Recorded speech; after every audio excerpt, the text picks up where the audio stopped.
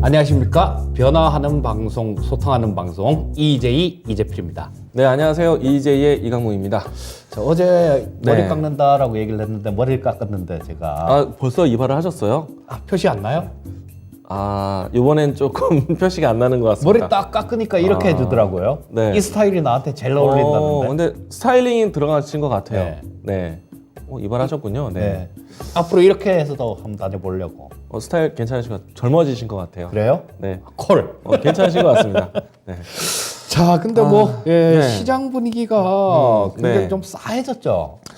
이틀 연속 나스닥이 좀 깊게 빠졌고 이 때문에 우리 증시도 지금 3거래 연속 음봉을 좀 띄고 있고 그렇죠. 그리고 또 외국인의 수급이 좀 적극적으로 매도를 하고 있다는 게 조금 아쉬운 것 같습니다. 그리고 이게 또 뭐 현물 시장도 현물 네. 시장인데 네. 선물 시장에서는 또 오늘 한 조 단위 정도 1조 가까이를 또 팔았어요. 더군다나 오늘 같은 경우는 이 미결제 약정이라는 게 있는데 요게 증가하는 방향으로, 그러니까 매수하면서 미결제 약정이 증가하면 네. 좋은 현상인데 매도를 하면서 미결제 약정이 증가를 하면 그렇게 좋은 현상은 아닌데 일단 네. 매도가 많이 나오는 과정에서 네. 미결제 약정도 조금 증가를 해서 뭐 조금 그렇긴 한데요. 일단 어제 그런 말씀 조금 드렸죠. 22평선이 깨지면 리스크 관리를 조금 해야 될 것 같다라는 말씀을 드렸는데요. 그 오늘 아침에 시작하면서 뭐 아침에 바로 20선을 그냥 깨버린 모습이었죠. 근데 만약에 이거를 뭐 리스크 관리를 못 하신 분들도 뭐 기회는 있을 겁니다. 요게 뭐 단번에 그냥 이렇게 흘러내려갖고 뭐 전저점을 깬다든가 이런 시장은 아닐 거예요. 뭐 한두 번 정도 더 빠진다고 하더라도 되돌리면 나오고 뭐 리스크 관리할 그 정도 시간은 줄 테니까 뭐 일단 다음 주하고 그 다음 주 정도 요때는 조금 시장에 대해서도 지금 변곡점 근처에 와 있다라는 느낌이어서 조금 네. 신경을 바짝 쓰면서 어느 방향이든 일단 위쪽으로 터지면 좋겠지만 또 아래쪽으로 뭐 이렇게 갈 수도 있는 부분들이, 그런 요인들도 좀 있으니까 다음 주하고 그 다음 주 같은 경우는 뭐 정신을 조금 똑바로 차리고 시장을 봐야 될 것 같은 생각이 듭니다. 최근에 이재필 전문가님께서 시장 조정 예측해 주시면서 현금 이제 예를 들어서 매매 운영에 대해서 좀 참자라고 많이 하셨거든요. 예. 저도 역시도 이제 시장에 대한 조정에 대한 생각은 계속 갖췄는데, 저는 그래도 오늘 시장이 생각보다 후반에 마지막 종가 관리를 못해서 그렇지 장중의 흐름은 그래도 완만하지 않았나라는 생각이 들거든요. 그렇죠. 한번 좀 네. 아침에 조금 덜 빠져서 시작했다, 좀 밀렸다가 그냥 옆으로 이렇게 계속 횡보하는 네. 그런 모습이었는데 이 종목별로 되는 것들이 거의 없어서 네. 그게 조금 전체적으로 문제였죠. 빠진 건 맞는데 뭐 내일 시장은 어떻게 될 거라고 예상하십니까? 일단 뭐 내일 같은 네. 경우는 빠진다고 하더라도 뭐 오늘 저녁에 만약에 미국 시장이 빠져갖고 우리나라가 네. 빠진다고 하더라도 네. 뭐 어느 정도 양선을 조금 그려놓을 확률이 높아 보이고요. 지금 20선 자체가 위쪽으로 이렇게 지금 아직까지는 살아있는 모습이기 때문에 아직까지는 걱정을 안 해도 될 모습인데 뭐 지금 다음 주하고 그 다음 주에 정신을 좀 똑바로 차려야 되겠다라고 말씀드리는 이유가 이게 돌아 나오다 꺾여버리면 상당히 피곤해지는 수가 있거든요. 네. 여기서 보시면 그런 모습이 나왔었죠. 작년에 12월 달에 22평선이 여기가 이렇게 좀 돌아 나오는 모습이었어요, 여기. 자, 빨간 선이 요 위쪽으로 이렇게 여기서 행보를 하다가 돌아 나오는 모습이 나오죠. 근데 여기서 돌아 나오는 게 추세를 유지하지 못하고 꺾여버리니까 그 다음에는 급락으로 이어지거든요. 그래서 저는 지금 다음 주하고 그 다음 주가 조금 좀 뭐 예를 들어서 시장에 대해서 뭐 평상시에 뭐 한 70 정도를 신경을 썼다라면 네. 90 이상을 신경을 써야 되는 거 아닌가, 그런 생각이 듭니다. 실제로 이제 기술적인 위치에서 좀 긴장 좀 하자라고 말씀하시는 거죠. 그렇죠. 네. 네, 그런 겁니다. 근데 저는 근데 오늘은 미증시가 좀 반등을 좀 보이지 않을까.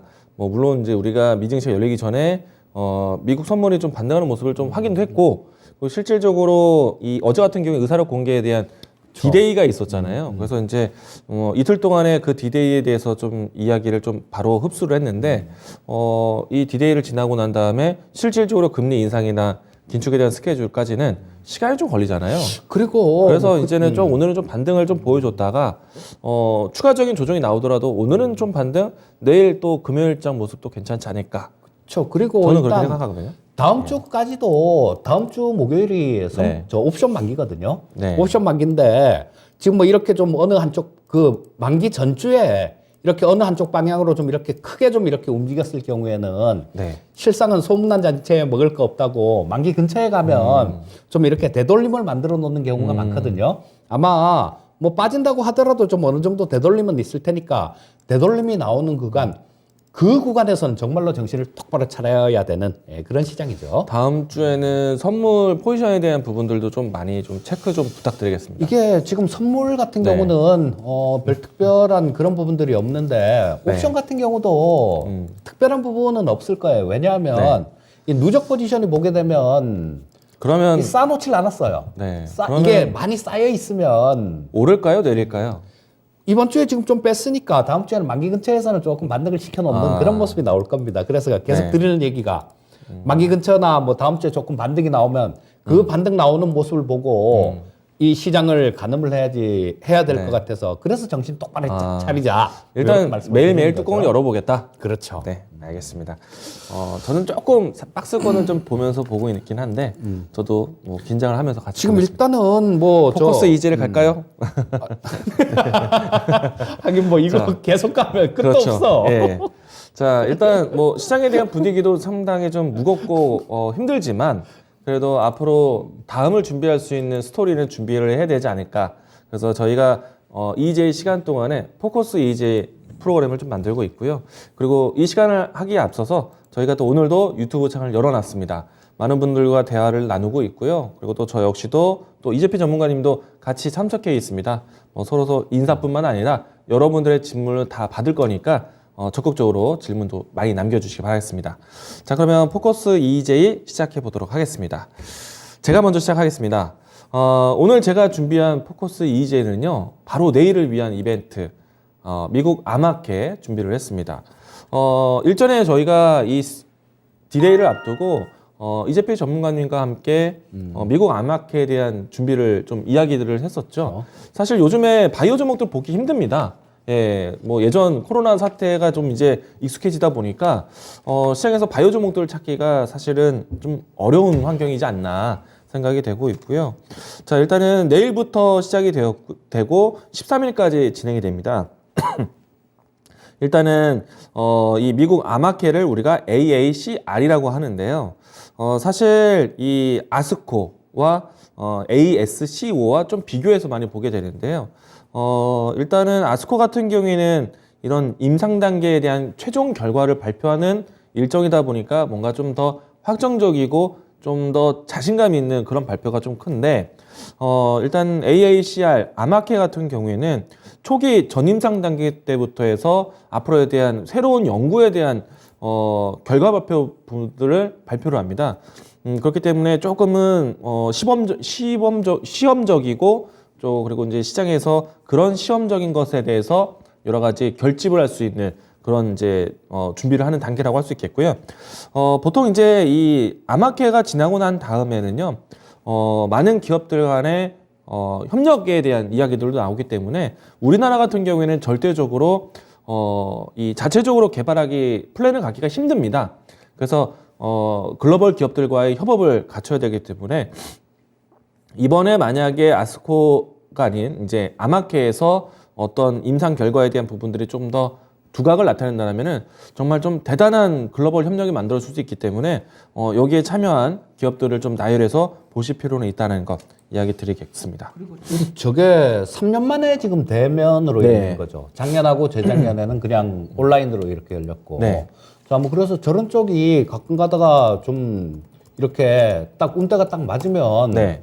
뭐 굉장히 좀 좋은 그런 네. 우리나라 스타트업 기업들 뭐 이런 쪽이 굉장히 좋은 네. 그런 걸로 이어지기도 하죠. 네, 일단은 아스코하고 좀 비교를 많이 하게 되는데 아스코 같은 경우에는 정말 임상의 결과, 마지막 결과를 발표를 많이 하거든요. 그러면 이제 실제로 시중에 이제 나올 수 있는 그런 절차를 갖게 되는데 아마케 같은 경우에는 전임상 단계라든지 그렇죠. 새로운 연구에 대한 시범적인 부분들이기 때문에 실험적인 거기 때문에 다만 이제 이 아마케가 상당히 중요한 의미는요. 제가 표를 하나 가지고 왔는데 보통 이제 연간 행사를 했을 때 4월달 아마케부터 해서 주요 이 학회가 이제 스토리가 잡혀지게 됩니다. 보시게 되면은 첫 번째 4월 달 이후부터 해서 특히나 이제 6월 달부터 해서 많은 학회가 모여 있고요. 여기에는 이제 아스코라는 이 종양 학회도 열리게 됩니다. 이때는 상당히 큰 뉴스들이 많이 나올 거라 보고 있고요. 그렇기 때문에 연간 행사 중에 가장 스타트를 하고 있고, 그리고 연간 행사 3대 이 암학회 중에서 첫 번째 학회이기 때문에 상당히 중요한 학회가 될 것이다. 그러면은 바이오 종목들 같은 경우에는 그동안에 시장에서 좀 관심을 못 받다가 4월부터 조금씩 두각을 나타낼 수 있는, 그리고 바이오에 대한 관심이 나타날 수 있는 시기다라고 할 수가 있겠습니다. 그리고 지금 윤석열 당선인께서도 네. 상당히 바이오 쪽에 관심이 많으시죠. 사실 윤석열 당선인보다 인수위 위원장인 안철수 의원의 좀 목소리가 더 크지 않을까 생각이 되고요. 이 때문에 우리가 사실은 문재인 정부 때부터 해서 3대 신성장 육성 정책을 펼쳤잖아요. 이 안에는 반도체, 그다음에 이제 바이오 또 이와 같이 함께 있었었고요. 그렇기 때문에 아무래도 요번에 안철수 의원이 조금 더 큰 목소리를 내준다면 바이오 종목들을 볼 수 있는 계기가 되지 않을까라는 생각을 합니다. 당선인께서도 전에 그 토론회 할 때요. 대선 토론회 할 때, TV 네. 토론 할 때, 그때 이재명 후보가 신재생 에너지 하고 막 이렇게 막 얘기를 막 하니까 네. 많이 좀 이렇게 얘기를 하니까요. 당선인께서 그러던데요. 그런 건 세상을 바꾸는 게 아니라 세상을 바꾸는 건 바이오하고 AI 같은 거 그런 거예요. 그러시던데요. 사실 이제 대선 토론 얘기를 꺼내시길래 조마조마하면서 전문가님을 바라봤습니다. 예, 그런 얘기를 하시더라고요. 아무튼 그런 목소리들이 다시 한번 또 보여준다면은 바이오 종목들이 그 동안에 시장에서 상당히 소외를 많이 너무 받았는데. 소외받았어요. 네. 너무. 근데 사실 오늘 제가 당장 내일 암학회가 열리기 때문에 저희가 이제 스토리에 대한 부분들은 미리 준비하고, 사실 저는 이 내일에 대한 포인트보다 종양학회, 그렇죠. 아스코를 더 바라봐야 되기 때문에 그쪽이 임상인 결과가 네. 나오는 거니까 거기서. 그래서 일단은 바이오에 대한 열을 올리기 위한 예열 작업을 암학회가 시작해 줄 거라고 생각되면서 지켜보지만, 그리고 그런 얘기도 좀 있어요. 네. 저런 거를 연구개발비 그거를 비용으로 처리해야 되는데 지금 현 정권이죠. 그러니까 네. 그런 거를 비용으로 처리를 해야 되는데 자산으로 잡았다 이거 안 되는 거 아니냐 그런 것 때문에 2018년도 그때 바이오주들이 한참 애를 먹었었거든요. 근데 지금 그런 것들 무형자산으로 잡아도 된다. 네. 새 정권에서는 그런 얘기들을 하고 있거든요. 그래서 사실, 좀 관심을 네. 갖고 볼 필요도 있을 것 같아요. 제약 바이오 항상 쪽도. 바이오 종목들은 이런 R&D 투자에 대한 부분들을 무형자산으로 잡았기 때문에 새롭지는 않을 것 같고, 근데 대신에 그거를 잡는 네. 부분들을 더 넓혀주고 범위를 그렇게 할 수가 있다라는 네. 거죠. 그래도 2018년, 19년도 때는 바이오 종목들이 정말 핫했거든요. 그렇죠. 왜? 그러고 난 다음 네. 꺾인 이유가 네.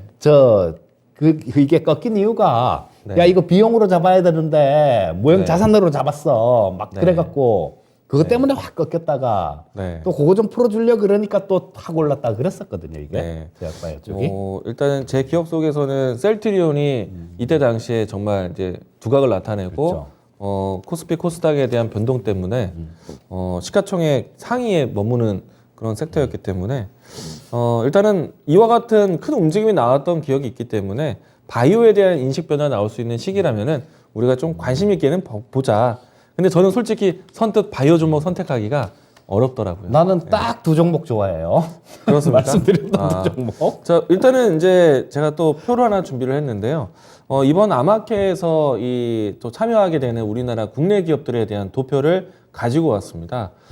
일단 나열된 모습 보시게 되면은 이들 기업들이 모두 다 이제 이번 이 암학회에서 발표를 하게 되는데, 어느 기업이 정말 중요하다라고 말하기가 상당히 좀 어렵습니다. 모든 기업들의 참여가 실험적인 참여이기 때문에 사실 어느 기업을 보자라고 말하기는 어렵고요. 다만 이 안에서 조금 꼽아 본다라면은 글로벌 기업들과의 이미 협약이 있는 기업들 같은 경우에는 실험적인 이런 연구도 좀 주목을 받으면서 올라오지 않을까 라는 생각이 되는데요. 주가 차트도 보면서 설명 좀 드리겠습니다. 일단은 기업 몇명 좀 볼게요. 기업 이 안에 있는 내용들은 여러분들이 좀 하나하나 좀 살펴봐주시면 좋겠고요. 일단 기업명으로 봤을 때 네오 이뮨텍. 사실 이 주가도 사실 다른 바이오 종목들보다는 견고한 흐름이 있습니다.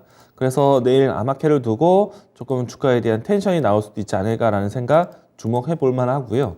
그리고 레고캠 바이오가 있는데요. 오늘 시장이 좀 어려웠지만 이 종목은 장중에 상승 시도도 나왔습니다.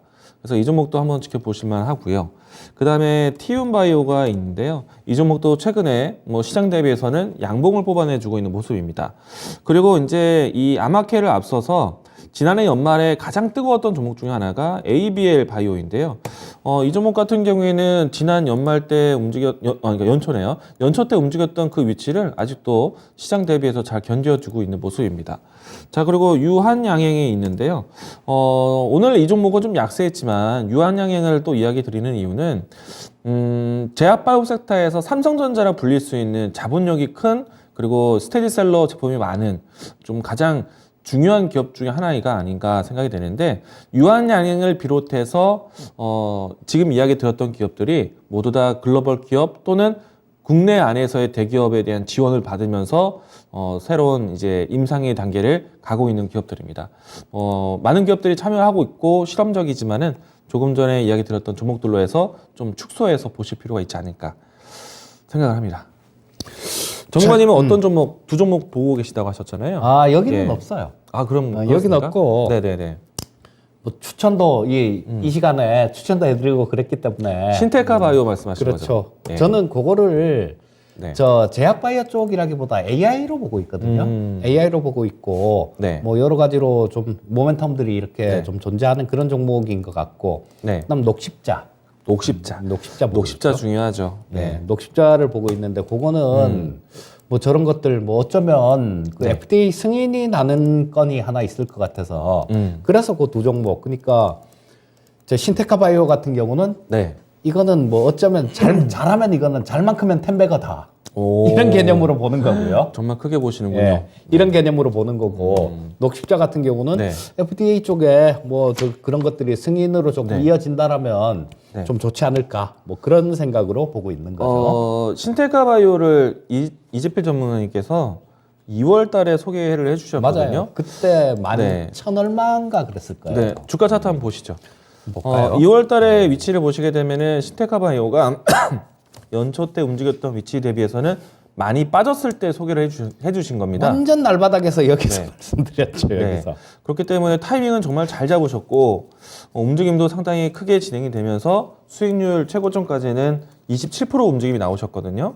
근데 이제 지금은 사실 시장이 좀 어려운 곡선을 그리다 보니까 동반 하락을 했는데 신테카 보유하고 계시거나 또 관심 있게 보시는 분들 어떻게 대응하면 좋을까요? 전에 이때 잡았으면 팔 일 없죠. 그냥 들고 가는 거죠, 뭐. 네. 네, 그냥 쭉 들고 그러면 가는 지금 거죠. 위치도 신규 매수 괜찮다고 보시는 건가요? 저 뭐 지금 위치 같은 경우도 이제 예. 좀 위에서 또 어느 정도 이렇게 급등을 했다가 좀 조정을 받는 모습이 나오니까 슬슬 분할해서 또 사도 되겠다. 뭐 이런 생각이 듭니다. 오히려 이제 시장 조정에 의해서 내려온다라면은 그러니까요. 매수 기회. 네, 알겠습니다.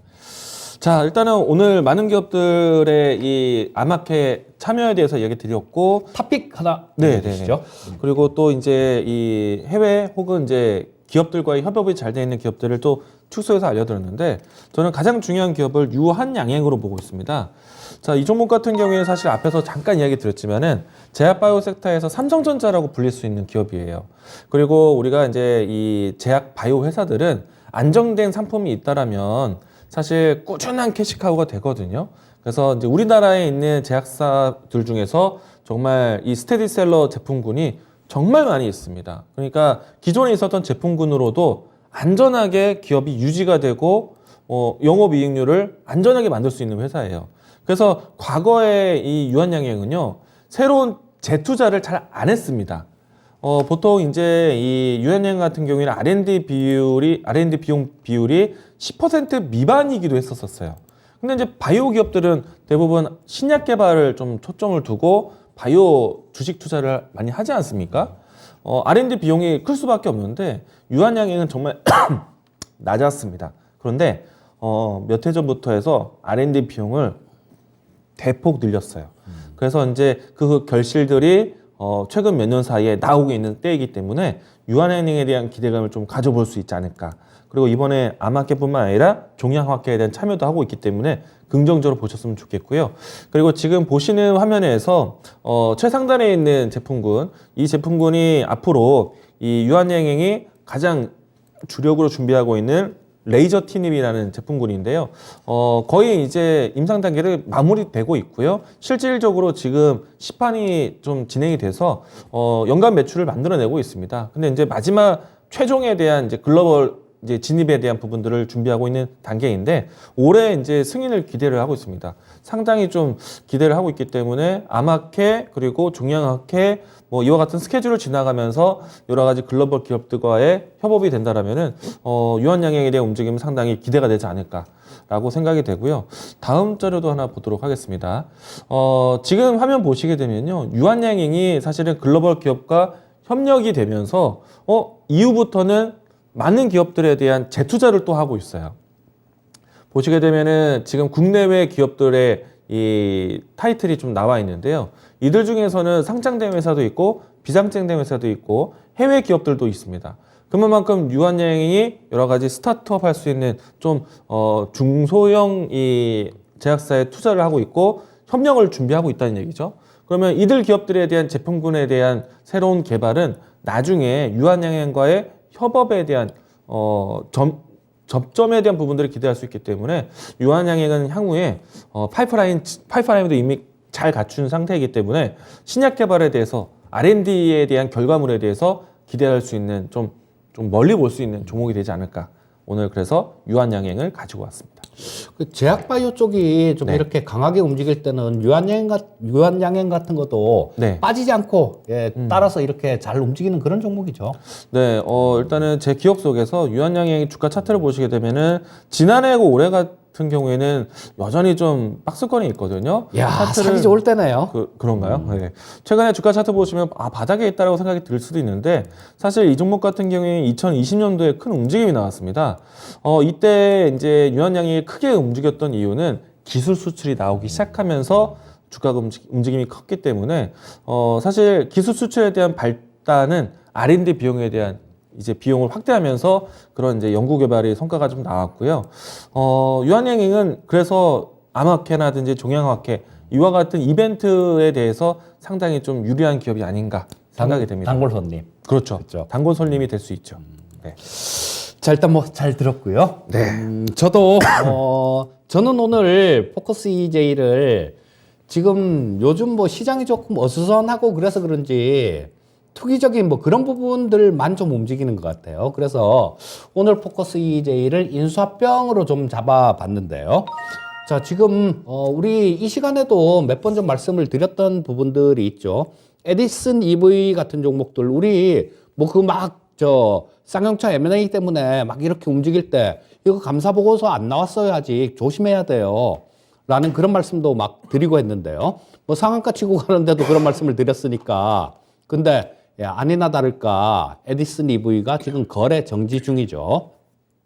자, 그래서 이런 부분들 때문에 상당히 좀 계속 좀 투기적인 그런 움직임이 나오고 있는데요. 자, 이 쌍용차만 하더라도 삼라그룹이라는 쪽도 있죠. 삼라그룹은 그 남선 알미늄이 속해 있는 그 그룹입니다. 처음에 저쪽이 에디슨 그룹 쪽에서 입금을 안 하고 그러고 난 다음에 이쪽 삼라그룹 쪽에서는 우리는 안 할 거예요 라고 얘기를 했는데도 시장에서 그냥 추측해 갖고 막 움직이고 그런 모습도 나왔었는데요. 자, 최근에는 또 쌍방울 그룹에서 이런 부분들을 관심이 있다라고 그렇게 하면서 쌍방울 그룹 쪽에 있는 관련주들이 한 7개 종목 정도 되죠. 굉장히 투기적인 시세를 줬습니다. 근데 이쪽도 쌍방울 그룹 쪽도 마찬가지일 것 같아요. 뭐 자금이 있다라고 얘기를 하는데 과연 쌍용차를 인수를 해서 어느 정도 여유 자금도 있어야 쌍용차를 끌고 갈 수가 있을 텐데요. 좀 물음표가 좀 찍힙니다. 자, 그래서 지금 뭐 이런 부분들이 있었고 어제 그런 얘기가 나왔죠. KG그룹. 그래서 이쪽에서도 또 쌍용차 인수 관련되는 그런 부분들이 나왔는데요. 자, 쌍용차의 인수에 쌍시온만 나와도 뭐 주가가 굉장히 좀 투기적으로 움직이는데 이런 부분들은 조금 조심할 필요가 있다라는 그런 차원에서 지난번에 에디슨 그룹 조금 주의의 말씀을 드렸듯이 그런 말씀을 드리고 싶어서 잠깐 좀 말씀을 드렸고요. 또 이런 부분들이 투기적으로 움직이다 보니까 다른 쪽에 M&A가 나오는 부분들 이런 쪽에서도 상당히 좀 이 주가 탄력이 강해진 듯한 그런 느낌이 듭니다. 저 뭐 한 가지 예로 오늘 일진홀딩스가 상한가를 쳤죠. 근데 요거는 PI 첨단 소재 인수 전에 뛰어들겠다라는 그런 얘기가 나오면서 이쪽이 상한가를 쳤고요. 그래서 지금 뭐 저 인수합병 얘기 나온 것들은 이렇게 움직이는데 그럼 앞으로 얘기가 나올 만한 건 없을까라는 게 가장 큰 관심사가 되겠죠. 저 근데 그런 부분들은 있었어요. 지금 오늘 이 N게임이 떠서 시작했다가 완전히 급락을 해버렸는데요. 자, 어제까지 상당히 좀 강한 모습을 보였다가 오늘도 장중에 뭐 한 8% 정도 올랐었네요. 그랬다가 음선을 굉장히 크게 그리면서 마이너스 14%가 나왔는데요. 요거는 SK그룹 쪽, 그러니까 SK스퀘어죠. 이 SK스퀘어는 SK텔레콤에서 인적 분할한 회사입니다. 그러니까 통신사업부는 SK텔레콤이 갖고 가고 그 나머지 부분들 자회사들 뭐 이런 것들을 전부 다 이 SK스퀘어가 갖고 있는데 이 SK스퀘어의 인수 관련되는 뭐 그런 얘기들이 조금 있었어요. 근데 SK스퀘어 쪽에서 아니 우리 사실 무근이다 이런 얘기를 하면서 두들겨 맞았으니까 자 이런 부분들도 쫓아가면 상당히 힘들어지는 그런 모습이죠. 그래서 안 오르고 앞으로 뭐 얘기 나올 만한 거 그런 거를 한번 우리 찾아보는 게 가장 큰 의미가 있을 거다라는 생각이 듭니다. 자, 그래서 지금 뭐 가장 유력하게 조금 크게 멀지 않은 시간 내에 나올 수 있는 부분은 저 카카오가 SM을 인수하는 뭐 그런 시나리오가 좀 될 것 같아요. 자, SM 차트를 보게 되면 지금 뭐 엔터주들 뭐 다들 상당히 좀 좋은 모습이었으니까 거기에 따라서 좀 움직인 거지. 이런 것들은 M&A 관련되는 그런 자료가 지금 뭐 녹아 있다. 이렇게 볼 수는 없을 거고요. 자, 요번에 주주총회에서 이수만 회장이 조금 애를 먹었죠. 자, 감사 선임 관련되는 부분들은 이 지배주주가 3%의 저거밖에 행사를 하질 못하기 때문에 거기서 뒤집어져 버렸어요. 자, 뭐 그쪽에 자산운용사에서 하는 그쪽이 감사가 선임이 됐습니다. 그래서 완전히 패배를 해버렸죠. 그래서 이런 부분들이 자, 조금 인수 합병되는 뭐 그런 거를 시기를 조금 당기지 않을까 뭐 이런 기대감으로 조금 이어지고 있습니다. 그리고 또 가장 큰 부분을 하나 본다라면 로봇 관련되는 부분들 이런 부분들을 볼 수 있을 것 같아요. 자, 주총에서 굉장히 많이 시끄럽습니다, 요즘. 삼성전자 주주총회에서도 굉장히 시끄러웠죠. 시끄러운 이유는 딱 하나겠죠. 주가가 안 올라가니까. 그래서 시끄러운 걸 텐데. 그 회사에서는 그런 얘기를 했죠. 뭐 이것저것 대책을 내놓다가 로봇 관련되는 뭐 이런 부분에 대해서도 얘기를 했는데요. 자, 이 로봇 관련되는 부분들도 M&A도 포함이 된다라는 얘기를 했어요. 삼성그룹 쪽에서. 자, 그러면 우리나라 지금 현재 우리나라 기업을 대상으로 한다라기보다는 뭐 외국 기업 쪽에서 물색하고 있는 거 아닌가 뭐 그런 얘기를 주로 하는데요. 만약에 뭐 우리나라에 관련이 있다라면 우리나라 기업을 눈독 들인다라면 이런 기업 정도 아닐까 싶은 생각이 들어요. 레인보우 로보틱스라는 종목이 있는데요. 자, 요게 제가 보기에는 삼성이 가장 눈독을 들일 만한 그런 기업이 아닌가 싶은 생각이 들어요. 자, 현대차에서 미국의 보스턴 다이나믹스를 인수를 했는데요. 자, 여기서 이 보스턴 다이나믹스하고 가장 비슷한 우리나라 기업을 찾으라면 이 레인보우 로보틱스가 가장 비슷한 우리나라 기업입니다. 자, 요거는 우리 휴보라는 로봇을 아실 거예요. 그 휴보를 만든 기업이고요. 자, 그 다음에 우리 평창 그 동계올림픽 때 그때 성화 봉송하는 그 로봇도 여기서 만들었습니다. 또 지금 현재 그런 부분들도 있어요. 현대 로템하고 나온 지 얼마 안 된 뉴스인데요. 국방 로봇을 개발하고 있다 이런 뉴스가 나오는데 요거는 사족 보행입니다. 원래는 이 이족 보행 관련해 갖고도 강점이 있는 그런 기업이었어요. 물론 저 보스턴 다이나믹스 쪽하고는 좀 그쪽이 훨씬 낫습니다. 성능이 훨씬 나은데 뭐 그런 부분들은 유압을 쓰고 뭐 전기를 쓰고 요 차이도 조금 있으니까 너무 디테일하게 들어가면 조금 어렵고요. 자, 지금 화면에 나오는 거 저게 현대하고 저 현대 로템하고 레인보우 로보틱스하고 만든 그 로봇입니다. 자, 걔처럼 이렇게 생겼죠. 근데 원래 있던 로봇개는 그 이재명 후보가 저 스타트업 기업에 가갖고 던졌던 로봇 있잖아요. 그거예요. 레인보우 로보틱스가 만든 거는. 근데 거기에서 약간 색깔을 국방색으로 칠한 것 같아요. 그리고 위에다가 뭐 저런 것들 뭐 저 망원경 같은 것들 이런 것들을 딱 만든 것 같은데요. 저 뭐 총으로 봐야 되나요? 뭐 망원경으로 봐야 되나요? 하여튼 하여튼 그런 쪽인 것 같아요. 근데 저건 총은 아닐 거예요. 왜냐하면 지금 로봇 헌장에 그런 게 있습니다. 로봇은 사람을 해칠 수 없다라는 그런 게 있기 때문에 저런 거를 총으로 만들 수는 없을 거예요. 자, 그러면 아마 저게 망원경 비슷한 뭐 그런 부분들, 카메라 이런 게 아닌가 싶은 생각이 드는데요. 여러분들 지금 애들 없잖아요. 그리고 군대 갈 수 있는 그 청년들도 숫자가 굉장히 많이 줄어들었죠. 자, 그렇기 때문에 저런 것들을 저 로봇 원래 계획에 저 사족보행 로봇을 만들 때 그 정찰 로봇 뭐 이런 걸로 쓰려고 저런 것들을 만들었으니까 뭐 이런 것들도 상당히 큰 그런 모멘텀이 되지 않을까 싶은 생각이 들고요. 자, 현대차에서 저 보스턴 다이나믹스를 인수를 했듯이 보스턴 다이나믹스하고 가장 비슷한 회사를 찾으라면 우리나라에서는 이 레인보우 로보틱스입니다. 자, 그런 부분 있고 그 다음에는 두 번째 볼 종목은 SPG라는 종목을 보겠습니다. 자, SPG 같은 경우도 그렇고 레인보우 로보틱스 같은 경우도 그렇고요. 이 시간에 다 추천을 좀 드렸던 그런 종목이에요.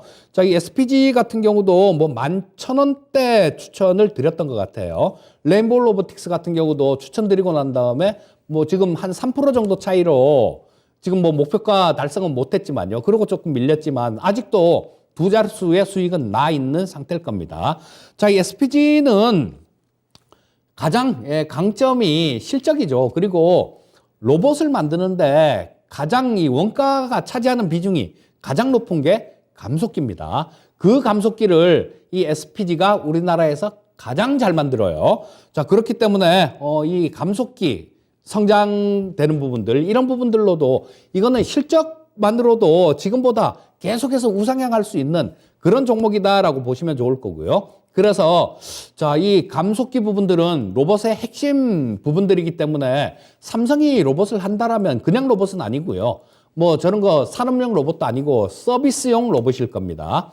자, 그렇다면 뭐 레인보우 로보틱스나 거기에 들어가는 부품 쪽 회사도 필요할 테니까 이 SPG도 관심에 좀 두지 않을까 싶은 생각이 들고요. 자, 그 다음에 마지막으로 볼 종목은 사이맥스라는 종목이 있는데요.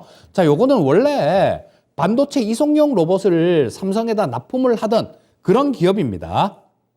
근데 자, 요거는 저 보행 로봇 있죠. 우리 장애 가지신 분들 이런 분들 이동을 하는데 상당히 불편하잖아요. 그런데 뭐 이렇게 입고 움직이는 것들 뭐 그런 것들을 보셨을 거예요, 아마. 뭐 TV에서 한 번 정도는 보셨을 것 같은데 요 보행 로봇 관련주입니다. 우리나라에서는 뭐 요게 보행 로봇 관련주들이 거의 뭐 요거밖에 없는 그런 형태 아직까지는요. 뭐 또 나올 수는 있겠지만요. 아직까지는 이 사이맥스밖에 없다라고 볼 수 있을 거고요. 자, 그리고 실제로 이 AI, 의료용 AI 로봇이죠. 요거를 위탁 생산한 이력도 있습니다.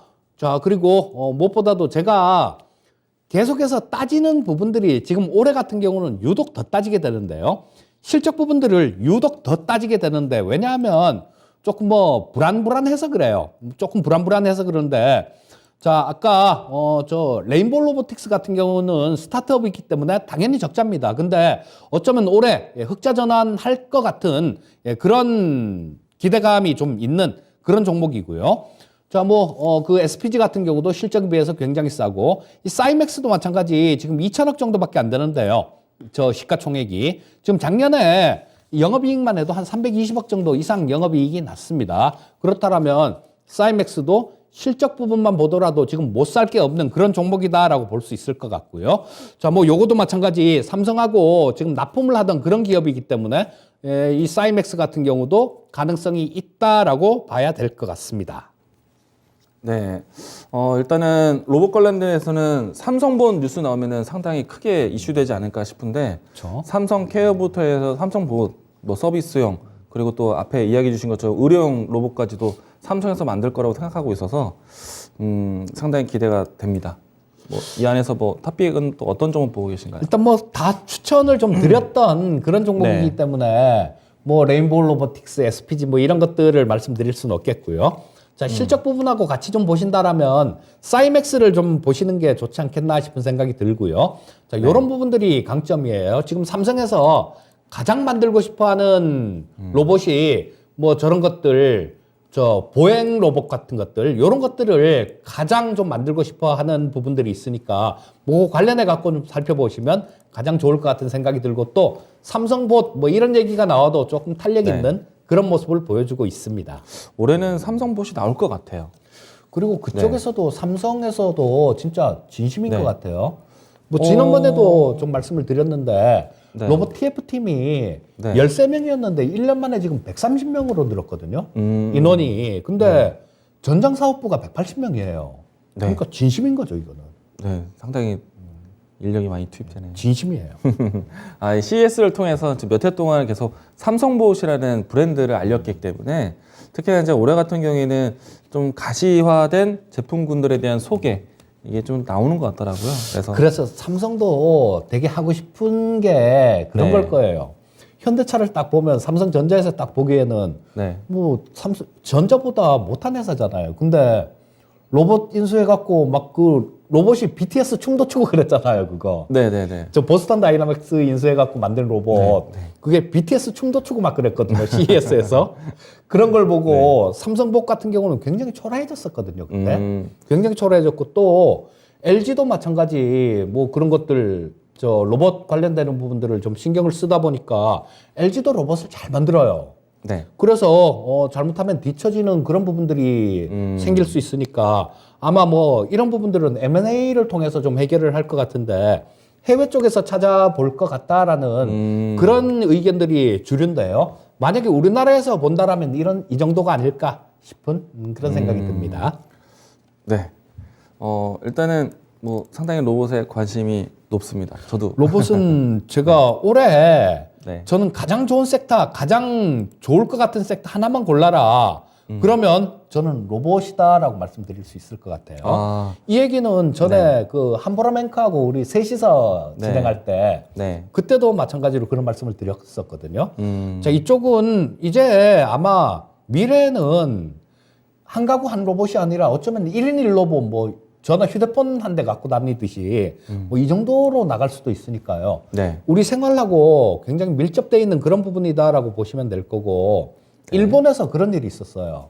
일본에서 그 어른들, 이 독거 혼자 계시는 어른들이요. 네. 이분들이 로봇하고 같이 이렇게 지내고 난 다음에 얘를 사람처럼 생각하는 거예요. 그래서 로봇이 고장나면 뭐 뭔 수를 써서든 돈이 얼마를 들어가건 새로 사는데 얼마 안 드는데도 네. 그거를 고쳐달라 그런대요. 그거를 고쳐달라 그러고, 이게 도저히 뭐 부품이 없어서 못 고치고 네. 뭐 그런 현상이 나오면 로봇 장례식을 치러주고 뭐 그런다 그러더라고요. 그러니까 사람처럼 네. 이렇게 대하는 거죠. 뭐 그 강아지 모형된 그 로봇을 저도 뉴스로 많이 본 것 같습니다. 페페. 페페입니까? 예. 네. 다음 이야기 넘어갈까요? 예. 자, 그다음에 시청자님들 뭐 질문 같은 거 올려주신 거 없으신가요? 뭐 지금 현재 많은 분들이 채팅창을 통해서 대화를 하고 계신데요. 사실은 지금 삼성의 이야기를 꺼내고 난 다음에 지금 저희를 또 안내해주는 토비가 스마트폰 지금 설문을 하고 있습니다. 네. 근데 지금 나는 삼성. 대부분의 유저들이 삼성을 많이 지지를 하고 있어요. 근데 사실 이제 삼성이 로봇을 한다고 하니까 당연히 지켜봐야 되겠고, 삼성이 새로운 먹거리를 찾았다는 거는 대한민국의 새로운 먹거리지 않습니까? 그렇죠. 그래서 이제 상당히 중요할 거라 생각되고요. 이미 이제 이 LG 쪽에서는 로봇 청소기가 이미 보편화돼서 로봇 시스템에 관련된 뭐 서비스용 로봇이 좀 많이 알려지고 있고, 그리고 이 공장 자동화 설비했을 때 LG전자가 가지고 있는 이 로봇스타도 있지만 관련된 기업들로 해서 자동화 산업용 로봇도 이미 투입이 많이 되어 있습니다.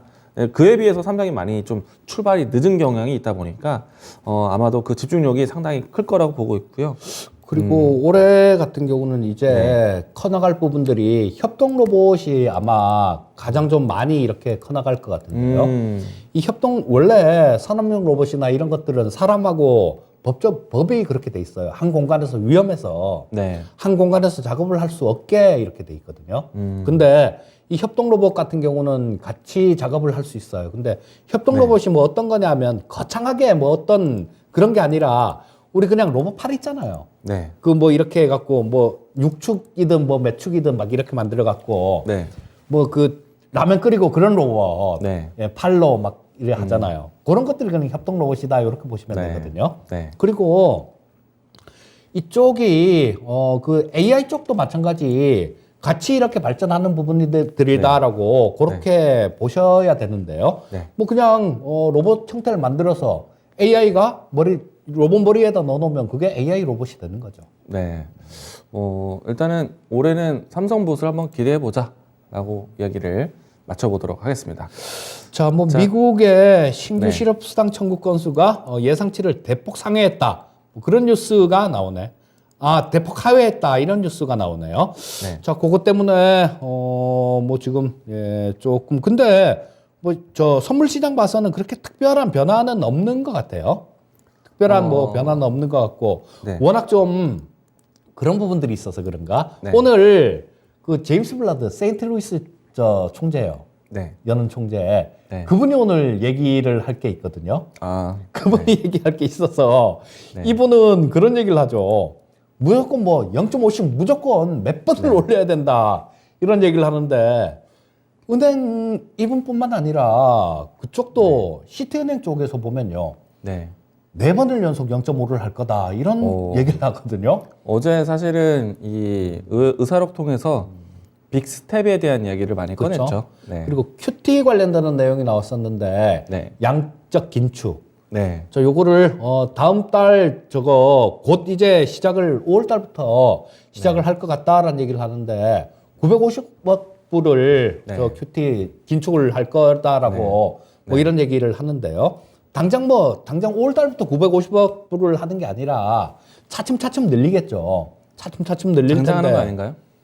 5월 달부터 하겠죠. 네, 그렇죠. 950억 달러를 5월 달에 그렇죠. 그때 하는 게 아니라 네. 그러니까 뭐 처음에는 뭐 한 300억 불로 시작해갖고 그 다음에 400억, 500억. 예전에 2017년도에 양적 긴축할 때도 그렇게 했었어요. 네. 처음에 100억 불로 시작해갖고 차츰차츰 늘려가는 그런 부분이었었거든요. 네.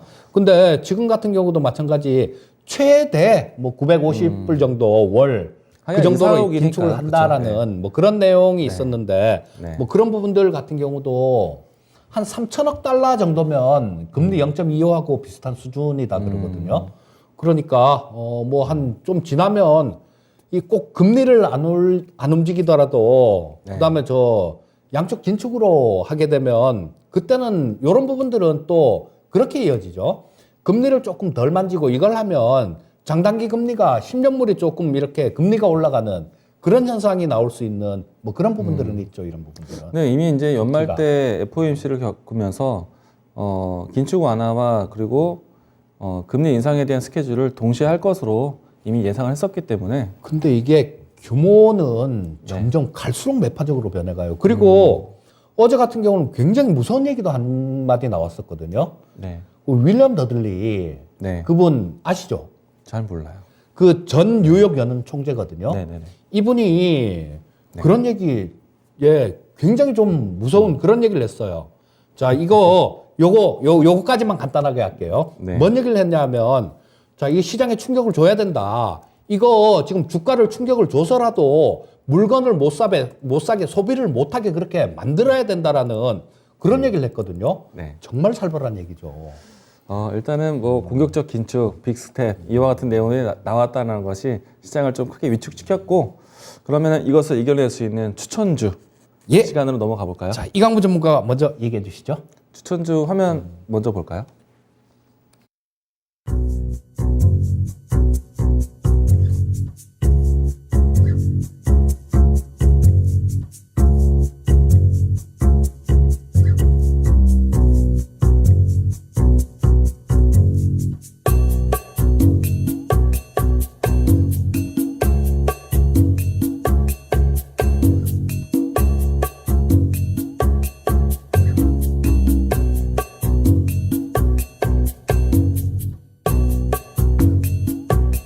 자, 제가 조금 나중에 할 순서였는데, 먼저 떠서, 제가 먼저 하도록 하겠습니다.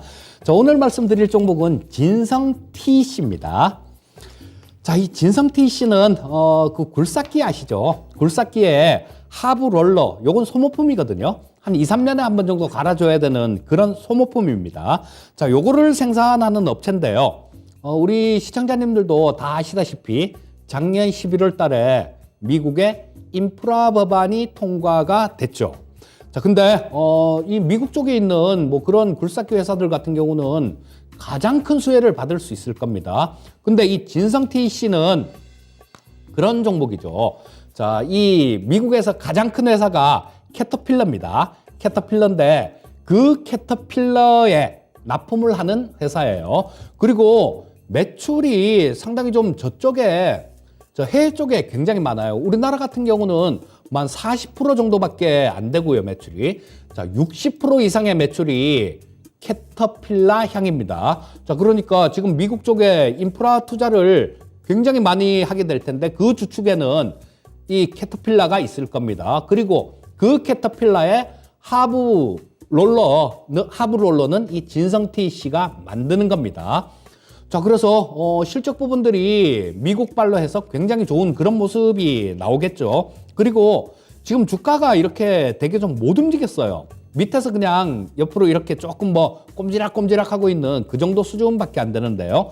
자, 이거는 원자재 가격이 올랐던 부분들, 이런 부분들만 반영한 겁니다. 그리고 작년에 4분기부터 판가도 올라갔어요. 판가도 올라갔는데 그 부분은 이게 주가가 반영 자체를 못하고 있는 모습이에요. 자, 또 한 가지 진성TC가 유리하다라고 생각되는 부분은요, 바로 환율입니다.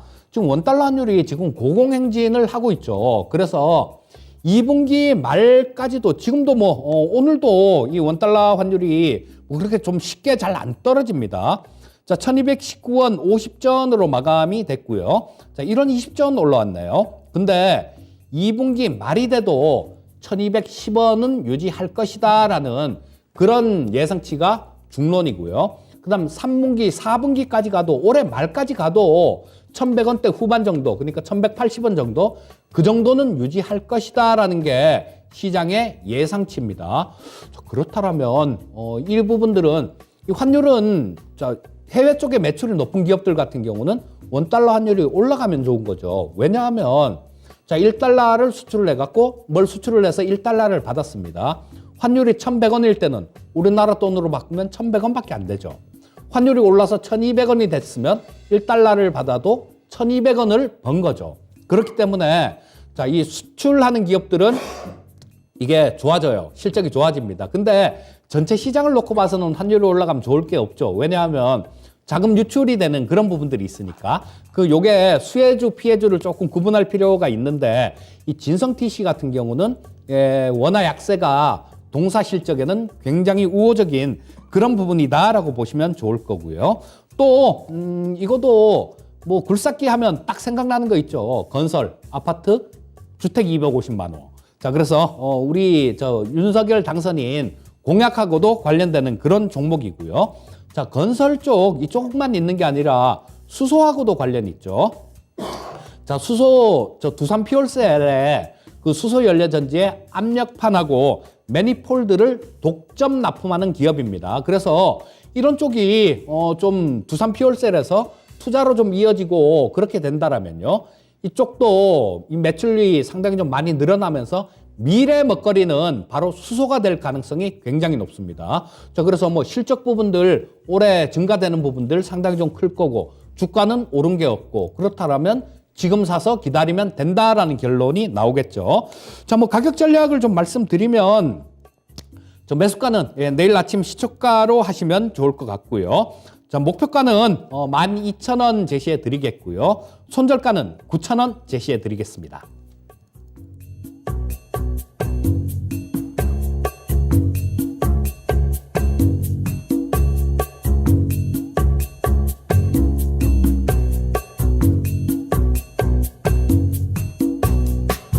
네, 오늘 제가 준비한 추천주는요, NX입니다.